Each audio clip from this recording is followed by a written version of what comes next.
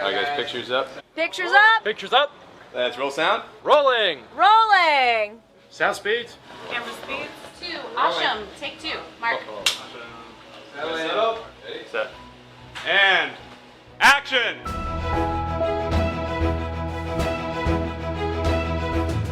Welcome to the Penn Cinema Podcast, your behind-the-curtain connection for movie news and reviews. Now here are your hosts, Penn Ketchum and David Moulton. Welcome to the show. I'm David Moulton. And I'm Penn Ketchum. Oh, what's up? My dude. Dude, we are, first of all, how excited are you? Oh, man. We are moments. The only thing between us and the Dune Part 2 premiere is this very show. Literally, this show and like another cup of coffee probably. And I was going to ask you if you were amped, but then I saw you already have your coffee. Yeah. I'm not, there's no old man David falling asleep during this movie. Do you have control over that? We'll see. No, I'm kind of being serious. Like, I feel like you're so excited for Dune, even old man David would say. Yeah, no, I'd be fine. Yeah. I'd be fine. Did I ever tell you, I know that I did, but do you remember that the night we opened IMAX, I should say the night before we opened IMAX, we had we did a fundraiser for one of the local retirement communities. We had all the old people in, and then we had like a party, and we had it was like a big celebration. And then the party went, we had those IMAX documentaries, the 35-minute ones, just like on a loop. And by the time the party died down and everything, it was like 10 or 11. And me and Amy had been in Chicago a couple nights before. And, you're opening a new building, so the days had been long, And so a bunch of us were like, let's watch Inception. And I was like, that'd be great. So cool. That's a perfect idea. In IMAX. Our IMAX.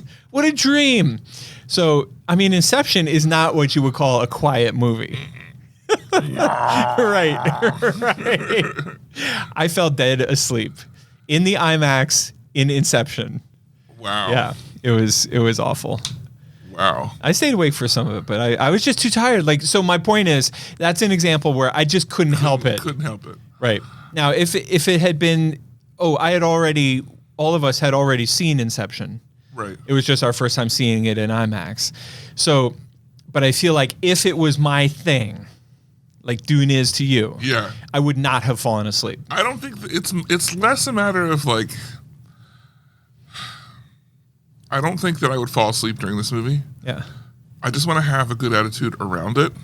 Right. I want the energy to be positive for me around it. There's going to be a lot of energy because our friends from Decades, you're familiar with Decades, they're going to be in the lobby before and after. What are they doing?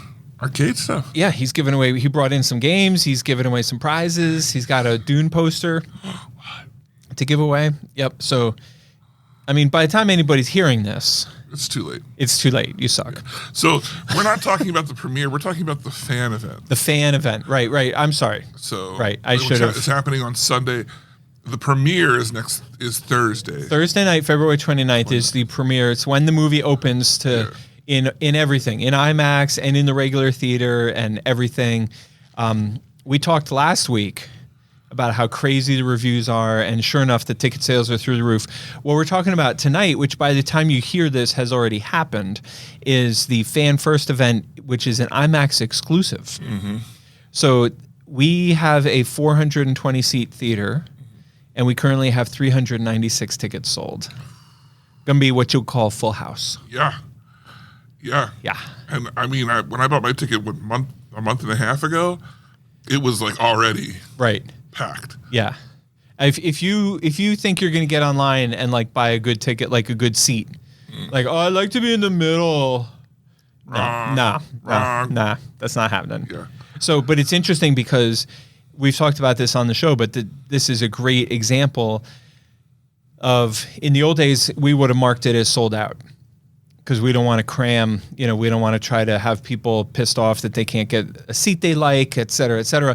But now with the reserved seating, there's only crummy seats left. If you want to sit there, sit there. Make that choice yourself. Yeah, exactly. Yeah. And in IMAX, you've seen a lot of movies in there. Yeah.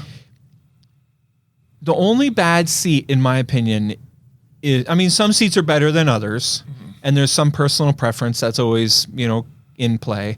But the only true, like what I would call bad seats are the first, like when you walk in the auditorium and there's that crosswalk, anything above the crosswalk, which is 400 of the 420 seats, is a decent seat. And you go below. Because these are not recliners. These are, that's a tough. I remember I've seen a lot of sold out shows where we have people in those front 2 rows, and I'm like, oh my god. I've been to, not this one, but I've been to other IMAXs and been stuck in the front way back, before assigned seating was a thing. Yeah, right.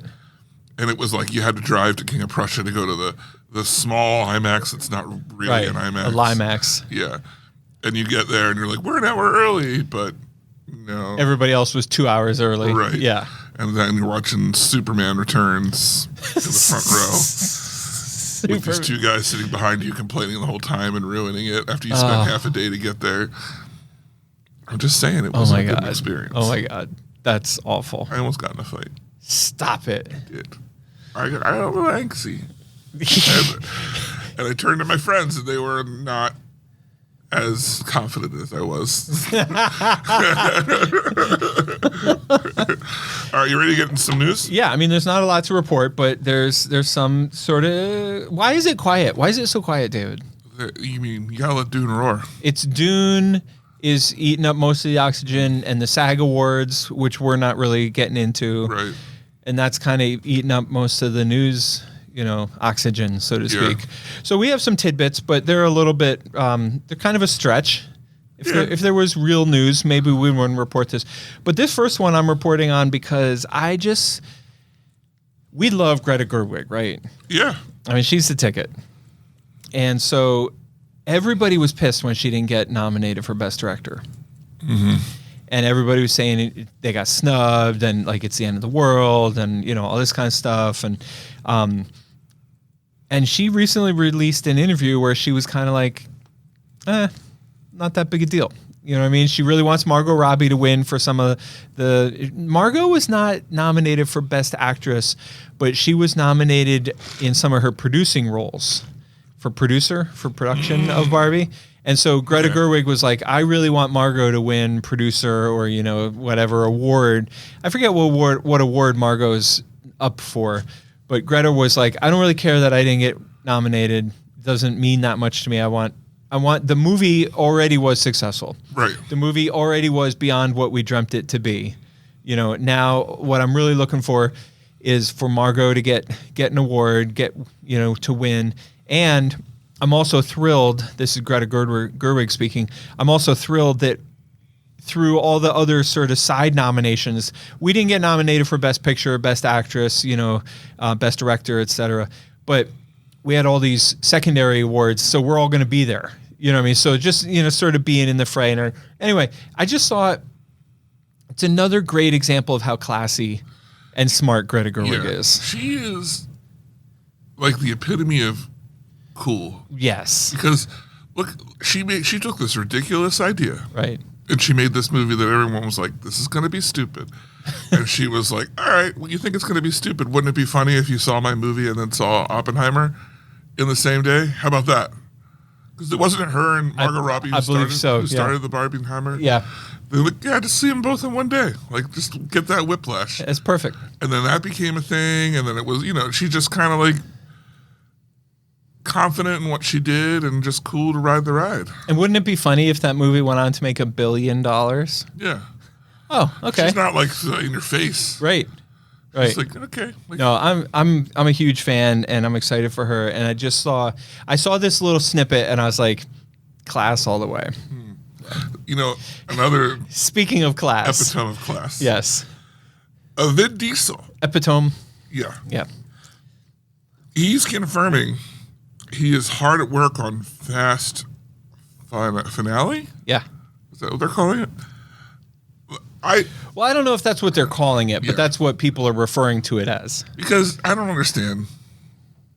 Because he's like, oh, it's going to be one movie, and then he's like, it's going to be two, and then the movie's coming out, and he's like, this is the first one in a trilogy, and now Maybe he doesn't know what trilogy means. and now he's back to like the next one's the last one, and then he's like, well, it's the end of the Fast saga.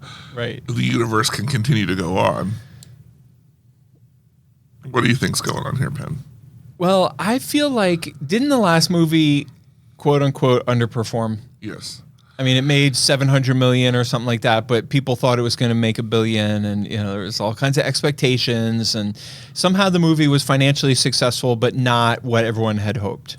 Me, as someone who's very unapologetically a fan of the Fast and Furious movies, was disappointed. Yeah.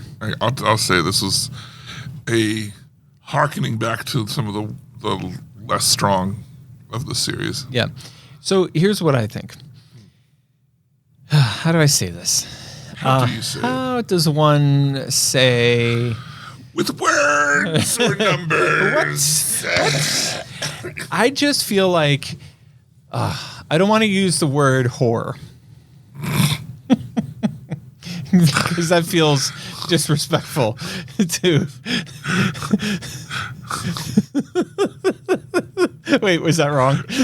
Why is David... Wait, David's leaving. It's just this thing. Of all the things, I don't want to use the word whore. You should open a lot more dialogues that way, and then never refer back to why you were going to use that word. One of the first lessons that I ever learned about the movie business. Yeah. Because you remember when we had this idea to build a movie theater on Airport Road in Lidditz. Yeah. None of us had ever ran a movie theater. And we didn't know anything about the movie business. Right. So I was on a quest. Well, I was on two parallel quests. One was to find an investor. Yeah. Because I had already been on the front page of the newspaper saying that I was building a movie theater in Lidditz, right? But I had no land, no money, no prospects, it was completely full of shit. Right. But it's like the fake it till you make it type of thing. So I had that journey that I was on. And then meanwhile, in the hopes of being able to actually do it when I found an investor, I was also on a parallel journey to learn about the business. And I met this incredible guy whose name I don't want to read into the record because he's got legitimate... You don't want to say whore. Well, he's got legitimate shit going on. Yeah. He's a grown-up with real shit. Whoa. You know what I mean? Businesses, money, etc. And he was a silent minority partner in a movie theater. So he had access to how the books work, how the business works, the business end, and he was incredibly generous with his time and his experience and his wisdom and everything. He was just the best guy I could have ever hoped to bump into in my travels. And one of the first lessons that he ever taught me, well, first he told me all bankers are fuckwads. But then he went on to tell me regarding the movie business, he went on to say, they're all whores.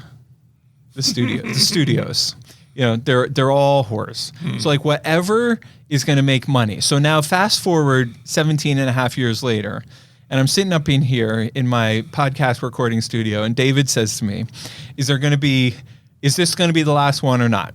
And all I can think about is my guy. And I'm trying to reframe what he said to me without using the word. Right. So instead, you just said, whore. I don't know. That feels like it feels wrong. But my point is, this is exactly my point. Is that if they make the Fast finale and they get they hype it up as, here's what I think they're going to do. They're going to hype it up as the final. This is the end. There's not going to be a sequel. It's not going to be a trilogy. They had all kinds of problems over the last year and over the release of the last one. And they're going to hype it up. This is it. This is the very last one. It's going to be like Harry Potter 7B. You know what I mean? It's going to be like all the juice that you can get from being the last one. Right. And then if it does $1 billion, then the universe can live on. They're like, what if Ludacris? That's what I'm saying. If it's actually successful, then they will find a way. Well, that's just, and here's if there's history. money involved, David, they will find a way. Here's history of how they did that. They did Fast and the Furious 3. Tokyo Drift. Yeah. They introduced a character named Han. Solo? Yeah. Okay. And Han, everyone turned out to really like Han. Well, they kill him in the movie. And at the end, Vin Diesel shows up and he's like, I used to ride with Han. So then Fast and Furious 4 comes around and they're like, whoa. Han was really cool. Yeah. So what if that movie takes place sometime in the future and we just haven't gotten there yet? Right. Even though it's 2003 flip phones Right. and stuff. So now, and then at the end of pretty much every movie, when everyone's like riding off into the sunset, every time Han's like, I'm thinking, I've always wanted to go live in Tokyo. Maybe I'll go do that. And then the next movie, something's happened. He hasn't made it to Tokyo. Right. And he hasn't made it to Tokyo, hasn't made it to Tokyo. And then finally he does. And then they're like, Han's dead. Yeah. Until 4 movies later when they're like, When they need him again. what if Han faked his death? Right. Because they will compromise their integrity to make money. Right. Okay. I don't want to say horror. Right, but I don't want to say horror. So the scenarios are the big finale makes $1 billion plus, and the world revels in the masterful performance of Fast and Furious, in which case it lives on. Right. Or if it flops, that's the end of the franchise for X amount of years. And then some, like, I want to say 3 years, 5 years, 6, 7, 8 years from now, some studio executive in some office who's like under the gun to come up with like some money is like, oh, you know what if we brought back Fast and Furious? Everybody forgot that it underperformed in the finale, Fast 11, and let's bring it back and reboot it, or you know what I mean? Like they will. This franchise has been so successful, they will never stop going back to it. Right. Are we past the point of satisfying conclusions? Story is at this, and I mean this in the most offensive way possible. Storylines in this franchise are now irrelevant. No. I mean, in general, in movies. Oh. Have we gotten to a point where there's no such thing as a satisfying ending anymore? No. Like, because nothing is ever really done? Some of them are. Rocky. Well, we got Creed. Okay. But Rocky Balboa is done. But the universe lives on with Creed. Okay. Yeah, I see. argument. I see what you're saying. Yes, I see what you're saying. There's no, it used to be movies ended, and then what happened is you had 15, 20 years. Film as a genre and entertainment has continued to grow. Yeah. 15, 20 years go by. Right. What if we redid this movie or brought back the stars? Right. We're now, I don't know, I want to say 10 years into that renaissance. Right.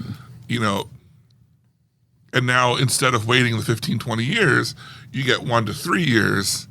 Yes. And they I think you're spot on. Yeah. I think you're spot on that. And I think the exception to that rule is the standalone movies like Oppenheimer, Drive-Away Dolls, like, you get these standalone, like The Holdovers, some very popular movies that have no possibility of a franchise. You know what I mean? They're not cut for that way. It's funny that you say that, because the next bit of news is on a movie that I would have sworn had no business being more than one film. Yes, I couldn't agree more. Right? Yes. That's Gladiator. Yes. Apparently, Ridley Scott's Gladiator 2 is reportedly a financial runaway, with production costing $310 million already. Between strikes, accidents on set, and etc., the story takes place several years after Maximus's death in the original one. Before he died, Maximus rescued Lucius and his mother from the clutches of the young man's uncle, Commodus, played by Joaquin Phoenix. The event left an impression on Lucius, who aspires to be as formidable as Maximus as he braves a harsh world. So your position was Gladiator should have been a standalone. It was amazing as a standalone yes, thing. I agree. I don't need anything. Right. This is what I'm going to say. We know that I love Dune.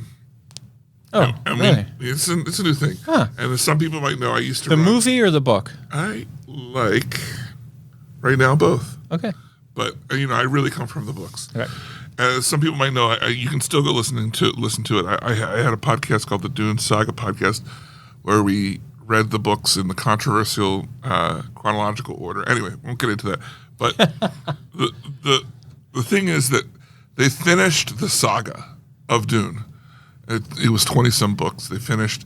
And, of course, they want to make more money. Now, this is a vast universe where they could come up with stories. Right. Because sometimes thousands of years pass between Right. books. But instead of doing that right now, and I'm not going to say the books are necessarily bad, but what they're doing is they're saying, okay, well, we have 6 years between events for Paul. Mm-hmm. What if this big adventure happened in we're going to put 3 books in there. Each one is going to be 3 separate crazy adventures and 1 big overarching adventure with Paul. And it's like when he was like 6. Yeah. And it's like, all right, but you also have a trilogy before that where he had a big adventure when he was Right. 5. And it's like, the more adventures that you give a character, the less heroic you make them become. Because it's no longer them rising Right. to something It's a special. really interesting point. They just always are. They're just always this elevated character. Like you. I would say you could look at my life, Right, yeah. and come to the same conclusion. Right. Yeah. So by doing this with like Maximus's story, it's like, oh, well, he was something special, but his son's also just as special. Like, you know what I mean? Like, Yeah. Let me ask you this, and I'm really asking myself this. Okay, so we're all in agreement, and I think it's safe to say probably everybody listening to the show is also in agreement that Gladiator should have just been Gladiator, period, end of story. Knowing that there's another one coming, we leave ourselves open to the possibility it could be really good. Like, are we willing? And I think I am willing to get past that. Like, I am willing to say, like, okay, it's kind of like, it's similar to Creed or Rocky Balboa. Like, maybe there shouldn't have been, but are we open to the concept that Gladiator 2, maybe it's great? Yeah. And because of that, I will go see it. But I will also challenge you, when was the last good Ridley Scott movie? I don't know. That's the thing. He's peaked, and he's not what he was. Yeah. So, anyway, let's move on. Although, what did he peak with? Gladiator? People like Master and Commander. I'm not a big fan. But, Me neither. But, like, we didn't like Napoleon. Well, I did. I said we didn't like Napoleon. Unified front. Right. We talked about this in the staff meeting. What I was going to say was maybe he peaked with Gladiator, so therefore returning to do Gladiator 2, maybe that's a natural Could come fit back, for him. yeah. Maybe that's where he shines, and he shouldn't have tried to do that trash picture Napoleon that we both hated. Right. We've talked about. Right. Yeah. All right, hit me with some news. America Ferrera, who is just garnering, she got a lot of buzz at her great role in Barbie opposite Margot Robbie. Maybe opposite is not quite the right word, but alongside Margot Robbie. She is set to star with Matthew McConaughey in Paul Greengrass's wildfire drama, The Lost Bus. This is being produced by Jamie Lee Curtis. It's based on a book. The premise of the movie is a school bus driven, I presume, by America Ferrera, who has to navigate their way out of wildfires, and it's based on true stories. Oh, wow. Obviously, it's not any kind of documentary, and I'm sure it will have all the Hollywood trappings of, whatever they do. But I think with Jamie Lee Curtis and Paul Greengrass and Matthew McConaughey and America Ferrera, like, this just feels to me like this is a sleeper. Like, it feels to me like we've talked about this before where, when we look at a calendar and we talk about releases that are coming up in the year ahead, so to speak. And we look at all the ones that we're familiar with, the franchises that we know, and we're like, oh, this is going to be great. This is going to be terrible. This is going to be awful. This is going to be wonderful. Yeah. And then there's a bunch of little movies in the middle that we never heard of that we have no idea what to expect. I think this is one of those movies, and I think I predict it's going to be great. I just get the sense everybody who's involved with it makes smart decisions, and I just feel like this is going to be. It's going to one day we're going to watch a trailer and we're going to be like, oh my God, remember we talked about this movie, and then it's going to be amazing. Yeah, I think you might be onto something. Yeah. All right, last bit of news here. The Holdovers director, Alexander Payne, and star Paul Giamatti, and screenwriter David Hemmingson are making a Western together. Yeehaw. I am fully on board because I enjoyed The Holdovers a lot. I thought it was a great movie. Fantastic. I love Paul Giamatti. Give me a Western and give it to me now. Yeah. Yeah. So there you go. All right, well, that is... as they like to say on the streets, all the news fit to print. Whoa! A little air guitar for you, David. Like, what's going on here? Yeah, that was a little self-contained. Not my usual flair, but No, but it was it was fresh. It was like a show. It was fresh, Yeah, it was like, I'm used to one thing, and now we're at the live event, right? and we got this other Right, thing. right, Yeah. right. It was still awesome, Yeah. but it wasn't the same. Right, yeah. It was special. All right. Oh my God, David.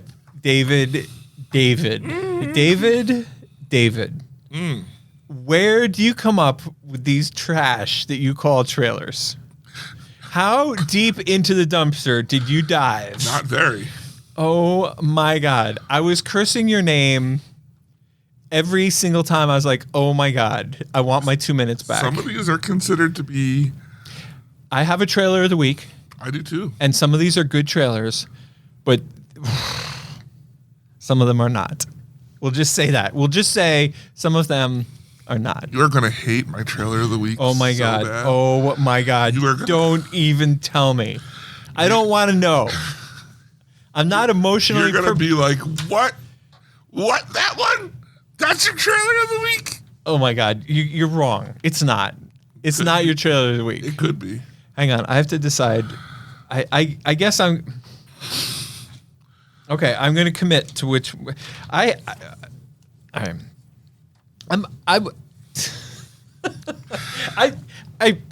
think...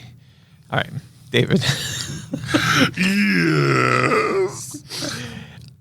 I think there's an outside chance. Mm-hmm. I'm going to cover up my notes. Okay. I think there's an outside chance that we might have picked the same one. Really? I'm gonna write down my trailer of the week, but I'm gonna also write down my close second. Okay. And I'm gonna say I think there's a chance that my close second is your trailer of the week. Okay. All right. All right. So first up, we have the biggest trailer of the week. Yeah, Borderlands. Borderlands. Kevin Hart. Jamie Lee Curtis. Kate Blanchett. Kind of a surprise. I mean, we knew they were making this movie. I had no idea they were so close to showing anything from it. This looks like Guardians of the Galaxy. Yes. And I mean that in a good way. Sure. Yeah, this looks like a lot of fun. Jack Black voices. They have like a little robot guy that goes along with them. He's the voice of the robot. It's from Lionsgate. They make great movies. Like, I just feel like this has this. I'm excited. I'm psyched to see this movie. I don't know enough about the video game to have any opinion on whether or not this follows it close enough. I didn't even know there was a video game. Yeah, there's like 4 of them. David Moulton, this is my trailer of the week. Really? Borderlands. Wow. And I'll tell you why, because it's the only one that's like well produced. Right. That's step number 1. I think Jamie Lee Curtis is going to prove to be awesome in this. Similar to her role in Everything Everywhere Everyone All at Once. I know I butchered that title, but Yeah. I've said it correctly enough that I can have one butcher.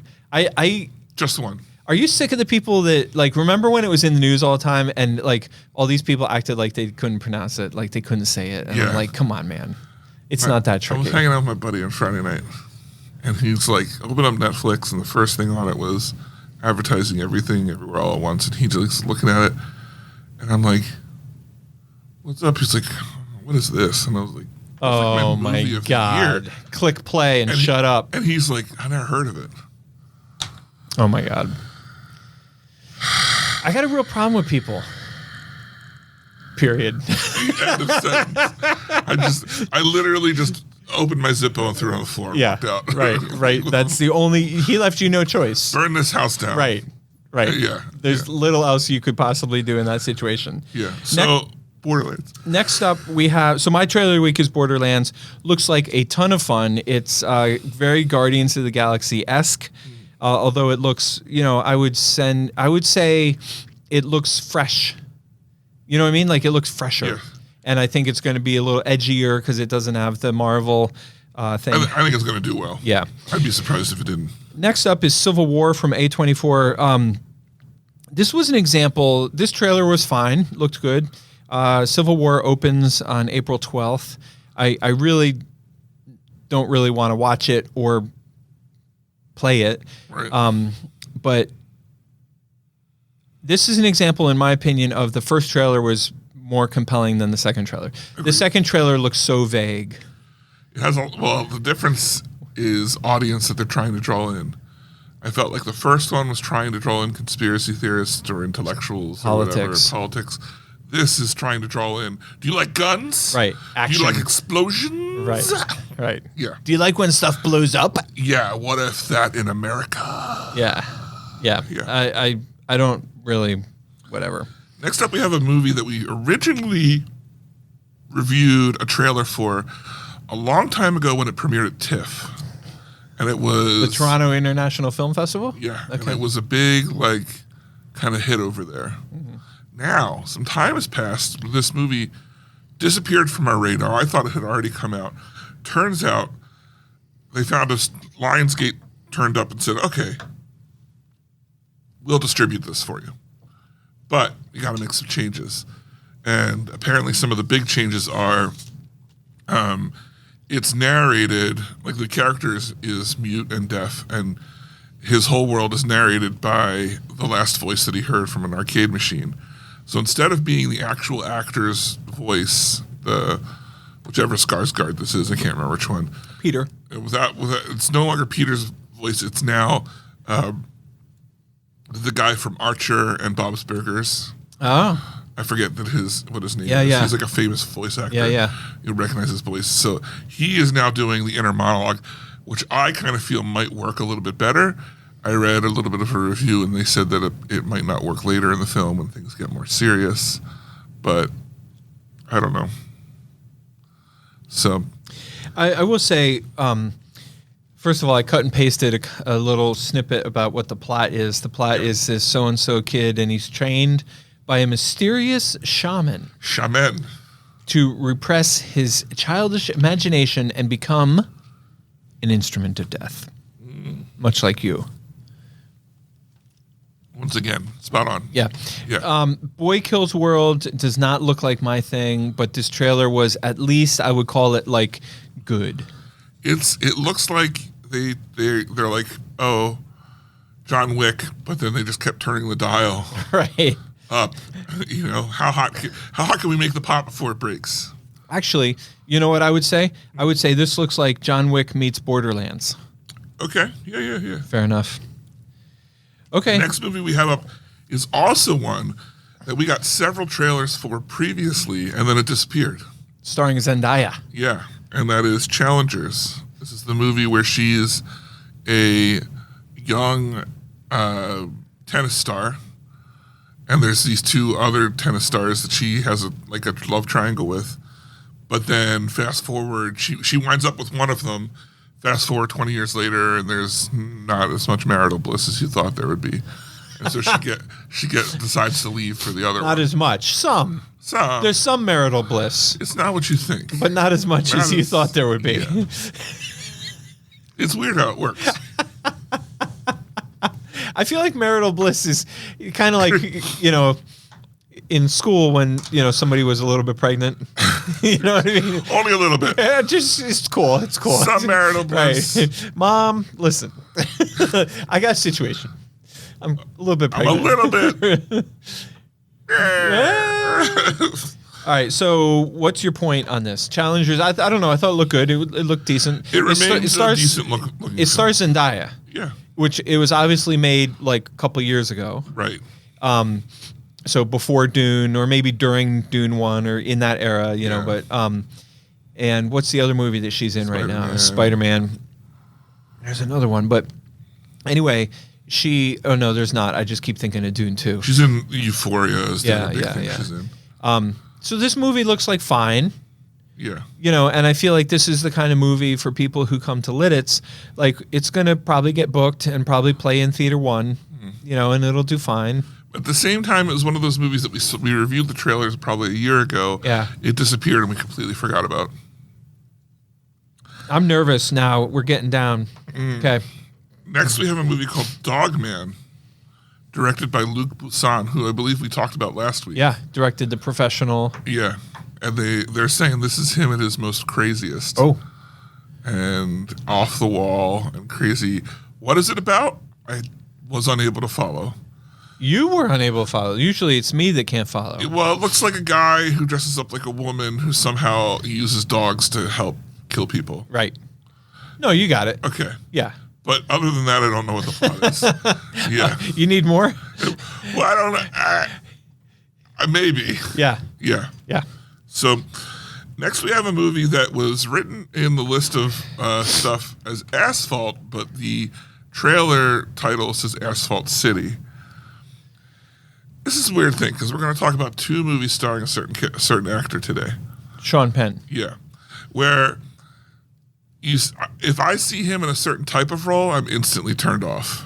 Gotcha. And I don't care. Yeah. However, in the other aspect, I see his name and I'm completely You're on in. board. Yeah. Right? This one is Sean Penn as, you can get him as a cop, Yep. as a paramedic, as whatever. Taxi driver. No, in this movie. Let's talk. In this movie. Gotcha. Yeah. You cop, tax, like whatever, Paramedic. whatever New York Right. public servant Right. role you want to put him in, I'm not interested. Gotcha. And I was instantly turned off by this, which is arguably one of the longest trailers we watched today. I love when you apply the word arguably to something that's just completely measurable. Well, Like, you don't have to argue about it. if you knew the numbers, It was 2 minutes and 28 seconds, if you knew, remind me, I which have is a about measurement joke for 2 minutes and 26 seconds too much. Too much. Yeah. Yeah. Yeah. So the movie is Asphalt Shitty, and I think that Asphalt Shitty? Oh, Asphalt City, starring Sean Penn and Ty Sheridan. Yeah. They're paramedics. They do paramedic things, Yeah. and there's drama. Yep. That's And good. there's lots of sirens and shutting of the back of ambulance doors. Yeah. Yeah. And I was just like, what? Yeah. All right. Next up is my trailer of the week. Oh, what do you know? Really? I called it, and I Called it. wrote it to prove You did. that I'm not making it up. This was almost my trailer of the week. Yeah. Because even though I don't think it should be qualified as an actual grown-up movie, it looks amazing. Yeah. And I immediately fell in love with the main character. Right. And they tease it throughout the teaser. Throughout the trailer. And at the end of the trailer, the main character, who, am I correct, is he sort of narrating his way through the trailer? Yeah. Because at the end, he's like, you know, and what happens to this guy? What happens You'll have to me? to watch it. You know, just Yeah. have to tune in and find out. Yeah. You know? Yeah. And I was like, all right, I can't wait. I'm 100% going to tune in. Yeah. He's just this guy who's just kind of like middle of the road, but also extremely like nonchalant about everything. So the name of the movie is Lousy Carter. Yeah. Which is also the name of the main character. Carter, yeah. Which, first of all, I just love. Like, the guy's name is Lousy Carter. In the movie? That's how he introduces himself. Okay. I missed that. Yeah. Yeah. Yeah. He says, my name's Lousy Carter, and I got this, that, and the other thing. And Yeah. And he introduces that to us. Right. Yeah. I don't know if he introduces it into actual people. gotcha. He is immediately likable. Oh, yeah. But at the same time, if you knew this guy, he would. You might not like him. Like him. Right. Because it's just, he's the guy who does, nobody really likes him or credits him, but somehow he does all the things you imagine you wish you could do. He's not necessarily right things. And he says the things that you sometimes want to Right. say. Like he's hitting on the co-ed, trying to date the co-ed, while simultaneously, Although he's an adult. yeah, while simultaneously sleeping with his best friend's gorgeous wife, Right. with no conscience. And she's like, the wife is like, I feel guilty about this. And he's like, why? I don't. Yeah, and I love the psychiatrist is like, that's gonna blow up, and he's like, why? Why? What could possibly go Yeah, wrong? why would that be Yeah. wrong? Yeah, This is the guy, correct me if I'm wrong, he plays Robert Oppenheimer's friend in Oppenheimer. yeah. I think the name might be Rob or Robbie. yeah, I think you're right. Not the brother and not the guy that was trading secrets, but the guy who meets him on the train in Germany. Right. And Oppenheimer says, "You ever get the sense they don't like our kind?" And then the guy goes, "New Yorkers?" There are these two Jewish guys sitting on a train in Germany, and Right. Oppenheimer says, "You ever get the sense they don't like our kind here?" And the guy goes, "New Yorkers?" So he was great in Oppenheimer, and I will absolutely. Yeah, this just looked like it looked very indie. Well, the one thing that we don't like about this trailer is at the very end, the very last slide says in theaters and on digital March 29th. Right. Which, by the way March is shaping up, You don't ever. there's zero chance that this movie sees the inside of a movie theater. Yeah. So but who cares? Because I think it looks great. It looks like a kind of movie you can watch at home on your yeah. television set. I turned over a new leaf 3 weeks ago. Right. So I'm not going to say what I used to say, but I'm just going to say it's the kind of movie that looks like you can watch it at home and enjoy it. and you're not going to lose that much of it. Right. Yeah. Right. Agreed. Next, we have a movie called Rose's War, starring Imogen Poots. This movie looked like it wanted to be a lot more than it is. It's about a woman who puts together some people to get back at the rich by stealing their art, which turns into a bigger political thing, and then they're threatened to blow the art up. But then there's like a lot of violence and blood, and like it starts out like it's going to be sort of not mysterious, sort of a like a spy movie, sort of intrigue. Right. Like there's going to be intrigue and politics and talking, and then all of a sudden everybody's shooting each other. Right. I think the idea is that they meant to steal this art as like a symbol, and it just politically turns into this bigger and bigger thing. I don't know. This movie looked fine. Our final trailer of the week, my number 2. Really? Yeah. Okay. Because before Sean Penn was Right. was my turn against Sean Penn in this as a grizzled old man, not old man, but grizzled man giving advice. Grizzled old man, in other words, Penn's age. Somewhere between me and Penn. As a grizzled adult male. I'm going to go down to Memphis, Tennessee in a few weeks. And I'm going to have breakfast Yeah. with one of my best friends from high school. Yeah. We're such good friends that I have not laid eyes on him since 1989.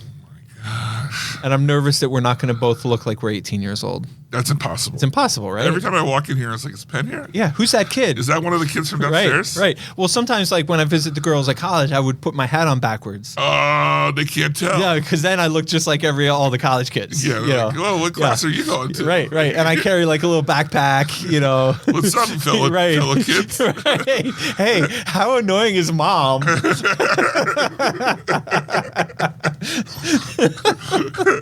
What's up, fellow kids? What's up, fellow kids? Man. So this movie, it's got Dakota Johnson as a blonde. Blonde. Yeah. Like platinum blonde. She's got some rough stuff going on in her life. She gets in the back of the cab. All we know is she gets in the back of the cab, and her and the cab driver, during a long cab drive, start talking about their life and therapy together. Is it possible that this entire movie takes place in the cab? Yeah. This movie is from Sony Pictures Classics, which, as we have established, does not make bad movies. They can do some pretty good stuff. Now, not that their movies are always what you would call financially successful, No. but they're always good. Yeah. Right. So we will, if given the chance, we will definitely book this movie. It'll play in Theater 1, and it'll be a matinee special, but I will 100% line up to see this movie. I would watch it. for Yeah. Sure. And I think if it does entirely take place in the cab, that could be kind of a cool, although that's a lot of pressure It is, on good writing. But it could work. I agree with you. Collateral was almost the same thing. Right? Remember? What? That's such a bad example. Why?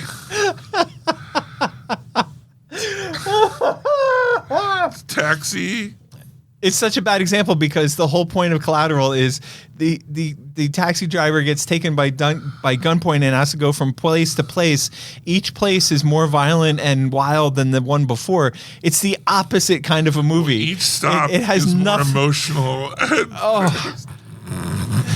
Yes, David, this is probably going to be exactly like Collateral. See, I rest my case. Or a classic that you might not even remember from the 80s, starring Mr. T, called DC Cab. Whoa. Whoa. I don't even know that. Oh, my God. It was great. Mr. T. Mr. T. Well, does he pity the fool? I pity the fool. Wow. All right. Well, Oh, wait, let's move on. whoa. I don't think we ever named the movie. Oh, didn't we? Oh, no, we were right. We did. It's called Yeah. Daddy-O. Yeah, the movie from Sony Pictures Classics, starring a blonde Dakota Johnson and Sean Penn as a grizzlied, somewhat aged taxi driver, vaguely aged taxi driver. That movie that we've just been discussing for the last 6 minutes is called Daddy-O, which is another interesting detail that I was wondering about during the trailer. It never sort of clarified, like, Why? Why is it called that? Does she have daddy issues? Is that the issue? Is that the cab driver's nickname? Yeah. I want to see this movie so I can answer those questions. All right. Moving on to our movie review this week. Reviews. Reviews. Wow. Look at you seeing more than one movie. So, let's start with the one that we both saw. Please. And that was called Drive-Away Dolls. Is Drive-Away still a thing? I've never heard of it. I mean, I've heard of it, but I just... The premise of a drive-away is you go to something similar to a pawn shop or a car dealer You or go to a rental service. or a rental service. And they're like, we need this car in Florida. We will, you can drive it Right. and get yourself to Florida Right. for free, Right. but you have to deliver this car. Let's not get bogged down on drive-away. Oh. That element of it. Okay, I guess So what do you think of Drive-Away Dolls? Well, what did you think of it? No, I'm not going to play around. I did see this movie. I thought the movie was funny, not as funny as I thought it was going to be. It was short and sweet. Yes. However, it made itself feel a lot longer with the weird psychedelic, I'm going to call it bullshit. Good for you. Yeah, I'm like, what? I saw with Diane and Derek, at one point we turned to each other, we're like, what is going on? Yeah. This is way longer than a transition. Right. I think I would have loved the psychedelics if they were like, almost like you said, transition, like short and sweet. Yeah. A couple seconds or 6 seconds or whatever. Some of them went on. Yeah, well, it was all building up to be like, oh, well, first off, the movie's based in the 90s for no reason. Well, I guess to eliminate cell phones, because it's one of those stories that doesn't work if cell phones exist. Right. So it was to eliminate cell phones based in the 90s, and then it was like, well, in the 70s, this other thing happened, and they eventually like lead up to what it was with the last psychedelic thing. But all of it leading up to it, you have no clue. But the thing that you're alluding to, which I think we can spoil, because if the listeners haven't seen this movie, they're probably they're not gonna. The thing that you're alluding to is that the senator, this very conservative family values senator, Married to a lesbian. married to a lesbian. I didn't pick up on that, but so he's married. Well, I'm pretty sure it's the same one. They're driving and they look up and they see the senator. Yeah. And he's married to the Indian girl's ex-girlfriend. Okay. I didn't pick up on that detail. Because, then they get the pop tire. But the scandal was this family value conservative senator took a bunch of hallucinogenics back in the day and had this wild fling with some woman. Right. And this woman took casts of the penis. Right. But penis size. But the point of the story was that's why the psychedelics play into this film. Right. It's because it happened in the 70s. Right. But it didn't have to. No. Right. There was no point. It could have been a much smaller stylistic especially detail. with how often we see the psychedelics. Right. It's not like, oh, hey, flashback, here's the psychedelics that leads into this thing. But instead it's like every 20 minutes, a 3-minute psychedelic show for no reason. The psychedelic shows could have been a lot shorter and been stylistic points. But I will say, I mean, to you mentioned it earlier, the movie is super short. Yeah. Which I loved. Yeah. You know, it was so I feel like I liked this movie maybe more than you did. I loved this movie. I don't know, I quite enjoyed it. Yeah. I quite enjoyed it. Yeah. I loved how short it was. It told a story. What's funny is, I told you this story before we got on, but I'm going to repeat it because I think it's funny, is while we were watching this movie, I was watching it with 3 friends of mine, and a couple of us made the comment, boy, this reminds me of The Big Lebowski. And we were like, yeah, it does. It's quirky. It's you love the characters. The characters are off their rockers. The weird little psychedelics are, something that they did in Big Lebowski and all this kind of stuff. And then in a separate conversation, we said, oh, it's not the Coen brothers, it's Ethan Coen. And a friend of mine said, what movies has Ethan Coen made?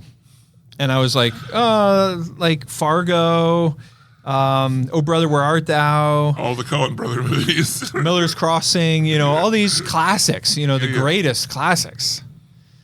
And then we talked a little while later about, it's a lot like Big Lebowski. And I had a mental block.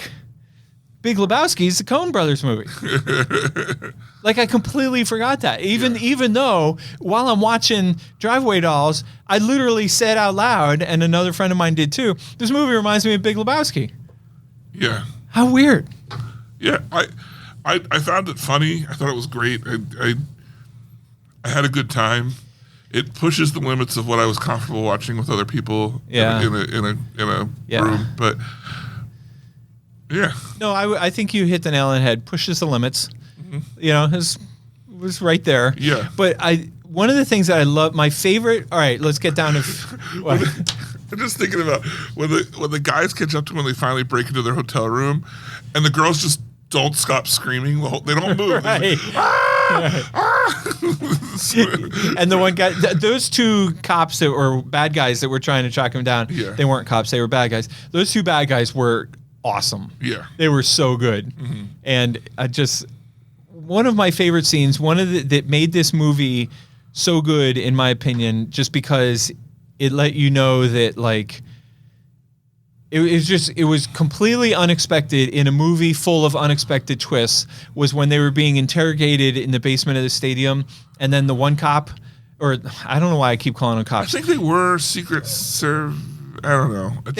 They looked like. Yeah. They were dressed in not fancy. They were dressed in cheap suits. They were trying to silence something for a politician. Yeah. Whatever. The 2 bad guys. The one all of a sudden got irritated enough. They got in a little pissing match, and then the one just shot the other one dead. Yeah. And then you didn't see that coming. He shot the boss. Yeah. So then the boss was like, what the hell? And he shot him. And then he goes to shoot the kids, and he's just like, he doesn't have enough bullets. Yeah. Mommy. I don't know. My big takeaway from this movie, had you ever heard of Margaret, what's her name, Quallum? I think the star is Margaret Quallum. The Indian girl. No, the other one. Oh, yeah. You've heard of her? Yeah, I never heard of her. She was in she was in Freaky. She was the main girl in Freaky. Remember, watch that? She's Ant-Man's daughter in the Marvel movies. Oh, yeah. I remember. Of course I remember all that, David. I was just wondering if you did. Was she the other girl in Booksmart? No, I don't think she was. No. But the cop was, right? The cop was. Yeah. Anyway, I want to see more of her movies. Yeah. Like she, like I could have watched her all day long. Yeah. She was so good and funny, like in a dry way. Yeah, she's really Texas both the girls are accent, great. like they were Yeah. great. I thought all the actors, I thought the whole movie, the acting was great, the writing was great, the psychedelics was too much, didn't need to be done. I don't, as you alluded to at the beginning, I don't know what Drive Away, you know, like where do you come up with that? But whatever, you Yeah. know. The Drive Away guy was great too. Yeah. Oh yeah, Curly. he was great. Don't call me Curly. Isn't that your name? Yeah, that's a little personal. And at the end, when Suki doesn't see him and he's laying there at the bottom of the floor and he goes, "Won't anybody save Curly?" And then in typical Coen Brother fashion, they never come back. they never come back to Curly. That's just a character who's hanging loose out there. Yeah. Somebody should make a movie about all the Coen Brothers characters that are hanging out there. Maybe they all hang out together. Yeah, that'd be They're great. all tied up. Oh, this movie was great. I really enjoyed this movie. I sent a text to a friend of mine who likes sort of quirkier movies, and I was like, 10 out of 10, you got to come see this movie. Yeah, it was good. Yeah. So tell me about the other movie you saw. So then I have a friend who wanted to see a movie, you know, and I sent him some names, and he was like, well, I don't want to see like the same old movie that like we know what's going to happen. So it ruled out a few, you know. Anyway, so we settled on Zone of Interest, which is Right. getting all kinds of Oscar buzz. It doesn't star anybody from Hollywood. It's a very feels like an international movie. The whole thing is dubbed. Yeah. And in some ways,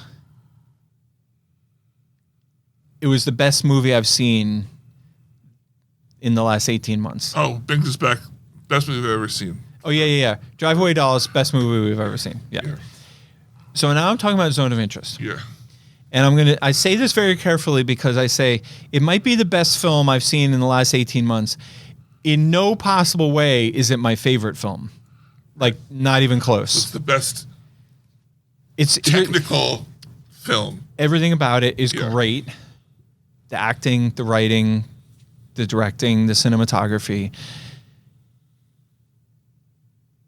It's hard to watch, you know. It's heavy. And my one complaint about it, which is a clear artistic choice, which just because I don't agree with it doesn't mean that it's wrong. You could make I did make the case to my friend that I watched it with, nothing ever happened. Right. It's almost like a 2-hour character study. It's just under 2 hours. It's almost like a 2-hour character study. It's about a guy who's in charge of Auschwitz and designing, and he oversees the team that designs and builds the gas chambers that kill all these millions of people. And it's about his family and his wife and his little children that he's raising there on the camp, you know, and everything. And what's interesting is, like I said, the movie, nothing really, like I kept waiting. I really did not know much about this movie. And I kept waiting for something to happen, like either for the wife to kill him or him to kill the wife or him to free some Jewish prisoners, you know. Nothing ever happened. You know, it was kind of like a really intense character study of the family, you know, because in many ways the wife is as complicit as he is in the war crimes that he's busy committing. But she's benefiting because she's taking fur coats and diamond rings and things that are being collected from, you know, the incoming prisoners. And I kept saying to my friend, like, I know that he's awful and evil and everything, but I kind of almost hate her worse. You know, it's like they're both just despicable. Doesn't even do it justice. Like she is every bit more. You almost hate her more than as much or more than the guy who's literally doing the crimes. You know, because she's such an awful person, and you know she's so quick to just take the jewels and the fur coats and the perfume and the money and, you know, everything from these poor people. Anyway, the one thing that does happen a little bit at the end of the movie, the way the movie ends is fascinating. So they show this guy walking down an empty corridor, an empty stairwell. He's up at an upper floor at some big fancy meeting, and they show him walking down the steps. And when he gets down the steps, he turns and looks down a hallway, and it's just blackness. There's nothing down there. And then the movie cuts to a black screen, which eventually collects enough light to reveal you're inside the gas chamber in modern day. So there's tour guides, and they're sweeping, they're cleaning, they're getting ready to open for visiting hours, or you know how there's a museum there and everything like that. And so now it's like clearly, obviously modern day. And it spends like, I don't know, 5 minutes, 4 minutes, 6 minutes, something like that, sort of showing different people in the current day, modern day museum, the piles of shoes that were taken off, the people, the mountains of coats and, all these like horrible artifacts from the Holocaust. And you're like sitting there thinking, what are we like, where did the story go? The story didn't go anywhere. And then it immediately flashes back to him standing in that same corridor, almost like he was pondering his own legacy, and then the filmmaker showed us his legacy, which is the death and the evil, and then they showed him sort of gathering his thoughts and then returning to his walk, and then it fades to black and the movie's over. So anyway, fascinating movie. It leads you to think. It's disturbing. It's one of the most sort of from a filmmaking point of view. So they shot it with. They didn't have cameramen. They had cameras set up on set, and then people just did the stuff on set. I mean, it just looked different. It felt different from any other movie you've seen in a long time. I mean, it's up there with Oppenheimer in terms of, next level filmmaking. But I didn't really like it, so I'm going to say worst movie I've ever made. Yeah. After all that. All right. Now you know who you're dealing with. Yeah. Okay, well, let's move on to listeners' notes, questions, comments, and so forth. Look, if you want to be a part of the show, the best way to do that is to email us, podcast@penncinema.com. I'll start off with soap on a rope. Soap on a rope. Soap on a rope. Yep. Not soap on a rope. No. Soap on a rope. Right. All right, she writes in, because I think you may have had an interaction with her, with someone. No, last week we talked at the very tail end of the show. Yeah. Hypothetically, about an unnamed family. Right. Where I had been in the listener's house. Yeah. And the listener's parents were also in the house. So I found myself in the kitchen. Right. With her parents, who are easily 100 years old. Easily. I mean, ancient. Yeah. Right? Not young and spry. Not like you. Not at all the exact same age as me. No. Right? No, they're way older. Because those are old people. Right. That's what I'm saying. And you're just people. I'm just a kid. Yeah. I'm just a kid. Right? But these people who clearly are not the exact same age as me, but much, much older. Right. Right. Yeah. Who I love with all my heart. Right. But they had never heard that. Not only had they never heard the show, they had never heard of the show. Perfect. Well, she comes back and she's like, I heard this. So my point is that she is referencing that she heard me talk about some other unrelated, some other, unnamed family. And she's like, look, I think it would be so embarrassing if someone's parents didn't listen to the Penn Cinema podcast. Personally, I listen to the podcast with my parents every week, and then we discuss it for at least an hour as a family. See, that's just good parenting right there. Right, yeah. So then she goes on to say, I had a chance to see Drive Away Dolls and thought it was a blast. I've heard some lukewarm reviews, but in my opinion, the two leads are super strong, and I really enjoyed the humor. I think it's really well paced for having such a short runtime, and would definitely recommend it. It's a really fun time in the movies. I think we should have just read her review. Should have, yeah. We could have saved the Mystery Gobble minutes of his life. I like that we added some on, though. Right. Right. Because, he's a stickler like that. Sometimes he says things that make me want to add minutes to the show just to irritate him. He acts like he doesn't want to listen, but he always does. I didn't want to share this with you because I shot it down real quick. Gosh. But he shared with me a prototype of our new T-shirt. Yeah, and it says Penn Cinema Podcast. Yeah, the show you love to hate. And I didn't think that was. I appreciate that he took the energy. Yeah. You know, he made the effort, and I appreciate that. But it's not exactly the positive message that we're known for. Yeah. Like, it could easily be the Penn Cinema podcast. You're going to laugh at what? Who knows? Could be anything. Yeah. Right. So anyway, appreciate Soap's review, and I couldn't agree more. And I think what she underscores, I think we forgot to highlight, which is the two lead women are amazing. They're so good, and you fall immediately in love with both of them. They're very different, divergent characters. Have an engagement. Yes, so good. And then Oh, she's correcting his grammar, and then she's like, do I tell you how to talk? "You just did." Yes, you do. No, that was great.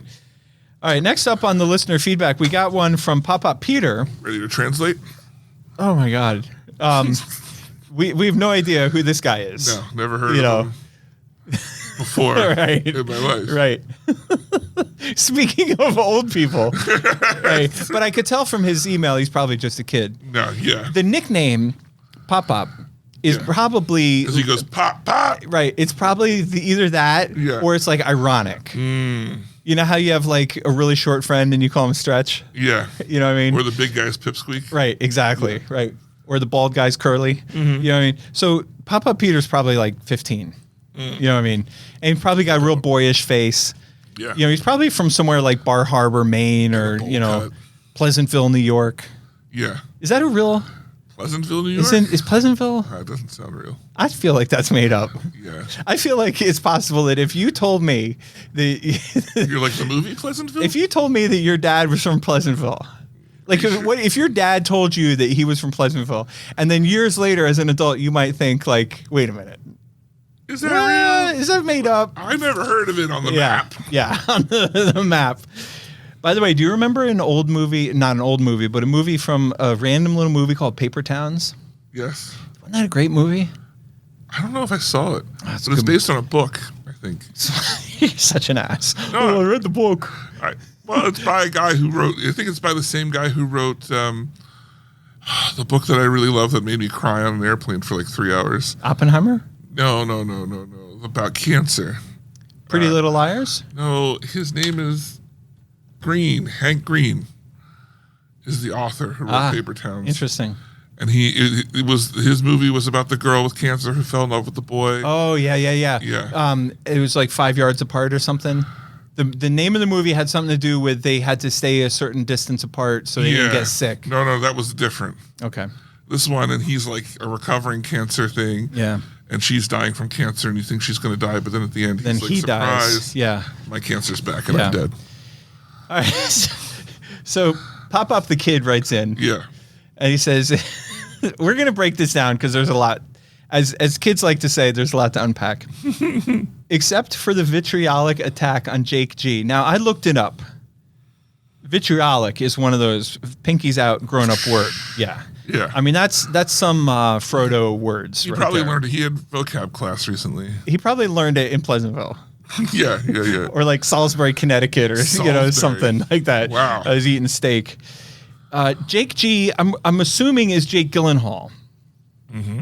What's interesting is Pop-Up the Kid has to say he alludes to he's even better in his theater performances on Broadway, revealing a little predisposition to theater.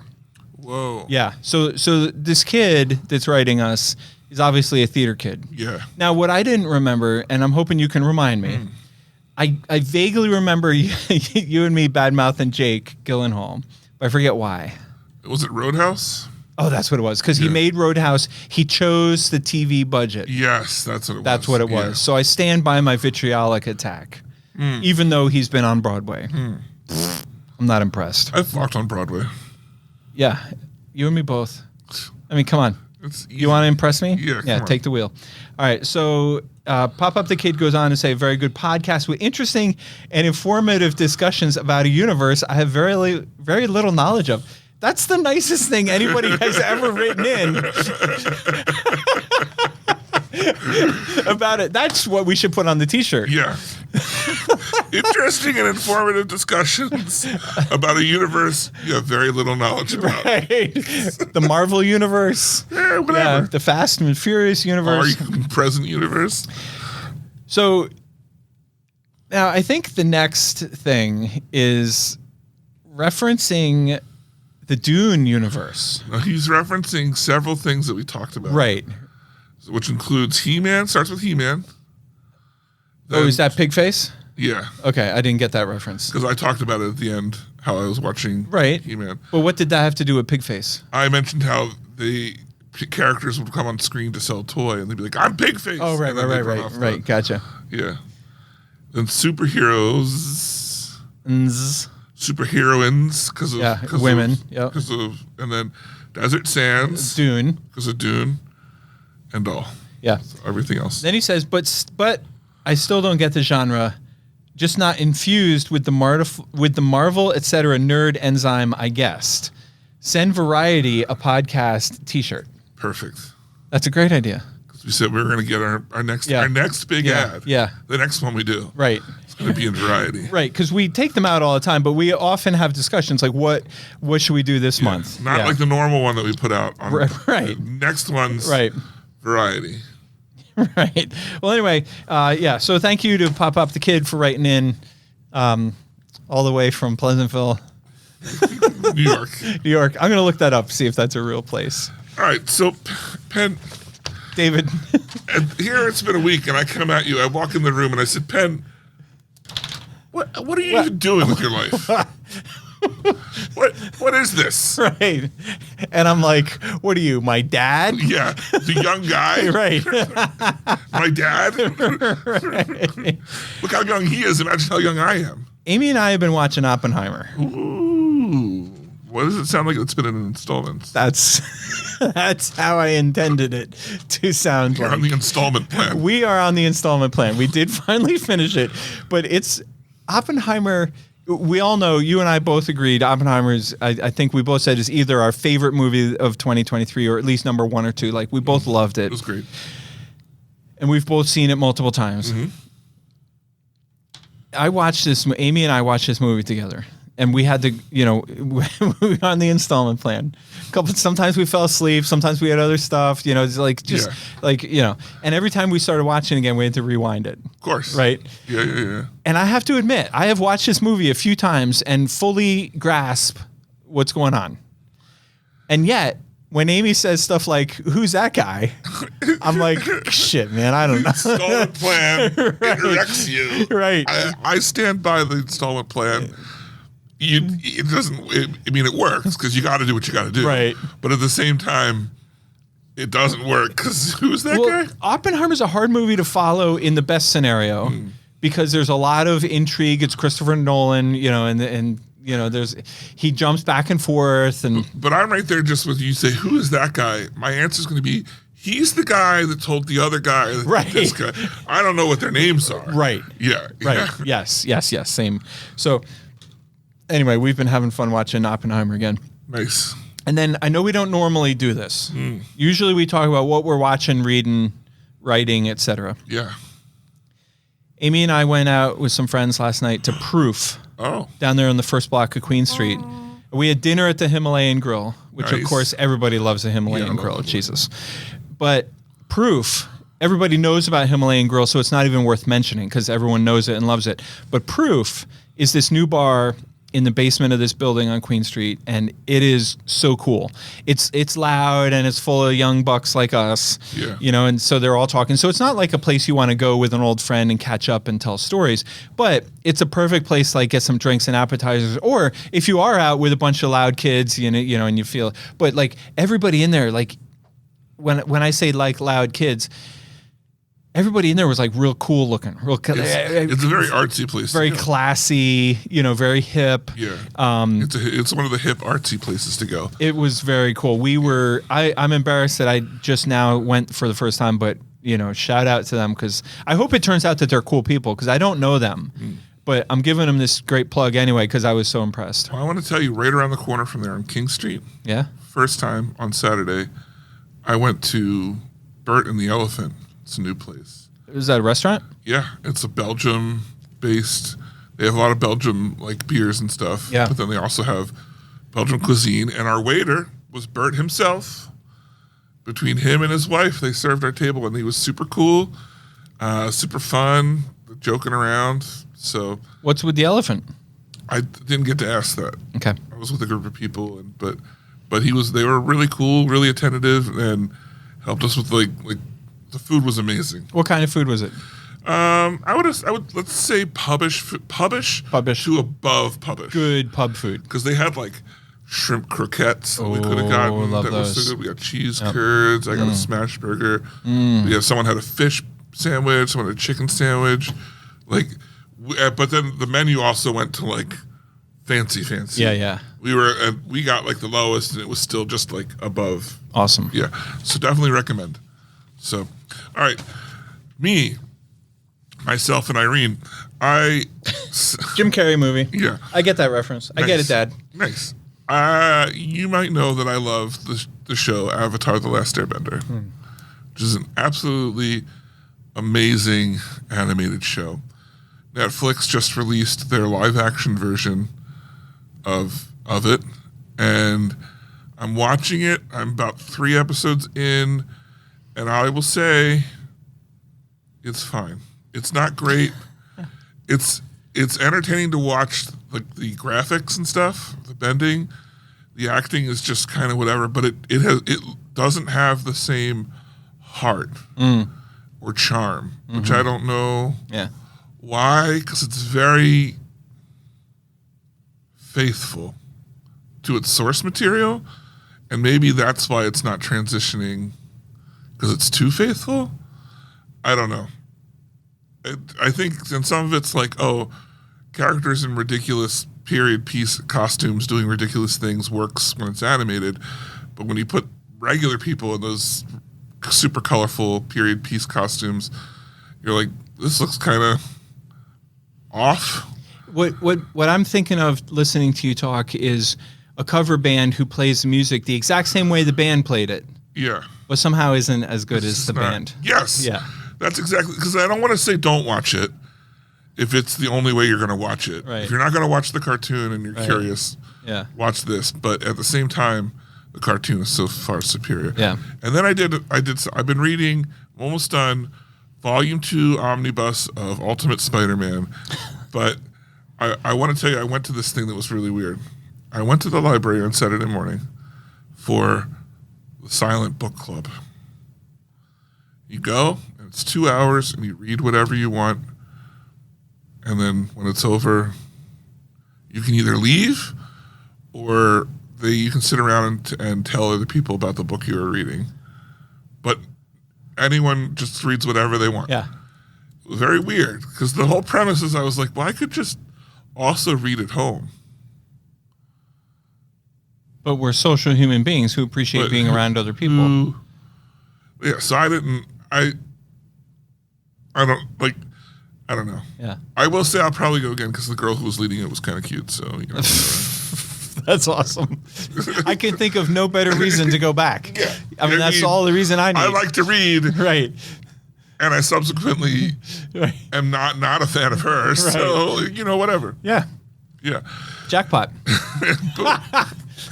All right. Next week we're going to be watching Dune. Oh my god. So exciting. And I hope to see all the lucky people who are going to be seeing Dune with us. Yes. That's going to be super awesome. That's a big crowd. We got a big crowd Huge. coming. I'm excited. Huge crowd. I'm pumped. So Dune 2, it's going to be great. Look, if you want to be a part of the show, tell us what you thought about Dune. Temper my excitement about it. If you didn't like Dune, whatever, do it by emailing us, podcast@penncinema.com. But if you want to support the show, Penn, what is the number one way to do that? Well, you know what you and I are going to be doing to support the show is we're going to be mailing Penn Cinema Podcast t-shirts to Variety. Right. I'm going to mail one to Variety. You're going to mail one to The Hollywood Reporter. Right. And not everybody has Penn Cinema t-shirts. No. So what I think you should do, dear listener, is take whatever t-shirt you want out of your drawer, preferably the oldest, smelliest. And email it to Variety. No. Mail it. Put it in an envelope. with a note that says, listen to the Penn Cinema podcast, and just mail that shit to Variety. Yes. I could think of nothing better to do Yeah. with your time and your money than to put together a package through the mail. Why are we getting these T-shirts? Of an old random T-shirt to Variety Magazine. I'll post the address on our Penn Cinema Please. podcast Facebook page and do your thing. Yes. Yeah. Yeah. But if you don't have a T-shirt, Yeah, just tell a friend how much you're enjoying the show and do write in. If you don't like Dune, don't write in because you're dead to us. the person I was with yesterday was like, I really like the first one. And LOL Jamie was with us and just looked at him and goes, you should probably start running. I hadn't responded yet. Oh my God.